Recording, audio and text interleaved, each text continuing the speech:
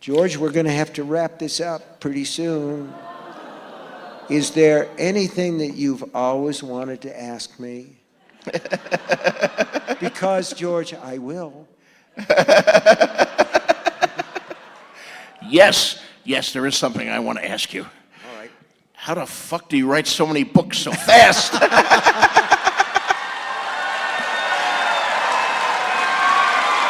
I think, I've had a really good 6 months. I've written 3 chapters, and you've finished 3 books in that time. Here's the thing, okay? There are books and there are books. The way that I work, I try to get out there and I try to get 6 pages a day. So with a book like End of Watch, and when I'm working, I work every day, 3-4 hours, and I try to get those 6 pages and I try to get them fairly clean. So if the manuscript is, let's say, 360 pages long, that's basically 2 months' work. It's concentrated, but it's but that's assuming that it goes well. And you do hit 6 pages a day? I usually do. You don't ever have a day where you sit down there and it's like constipation and you write a sentence and you hate the sentence and you check your email and you wonder if you had any talent after all and maybe you should have been a plumber. Don't you have days like that? No, I mean, there's real life. You know, I can be working away and something comes up and you have to basically get up and you have to go to see the doctor, or you have to take somebody care package, or you have to go to the post office, because whatever. But mostly I try to get the 6 pages in, although entropy tries to intervene. You know, I did an event at Radio City Music Hall for charity with John Irving and Joe Rowling, and this was the time, J.K. Rowling, and this was at the time that she was finishing the 7th Harry Potter books. And I know that I've been very fortunate as a writer, and you've been terrifically fortunate as a writer.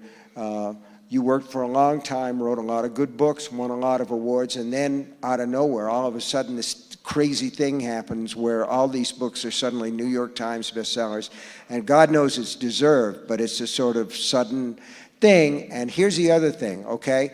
People yell at you and say, we want the next book, we want the next book. They're like babies, we want the next book right away. I mean, it's a great thing to want that, but the pressure that you feel or I feel compared to that final Harry Potter book, you know, everybody wanted that, and she came to New York and she was nearly finished with it, and she'd agreed to do this event. And Joe was trying to do 3 things at once. She was going to do a vacation with her kids. She was going to finish the last 5 or 6 chapters of the 7th Harry Potter book, and she was going to do this event. And she showed up to do the sound check at Radio City Music Hall, and she was dressed like any housewife or mother or anyone who was on vacation. She had a shell top on and white clam digger pants and loafers or sandals or something, and her hair tied back in horsetails. And we were trying to talk about what we were going to do and everything. And the Scholastic Press publicist is pulling her aside and talking to her. And Joe was very polite. But when she came back and talked to me, she was really, really angry. And what she said was, they don't understand what we do they? And I said, how can they understand when we don't understand? All too true.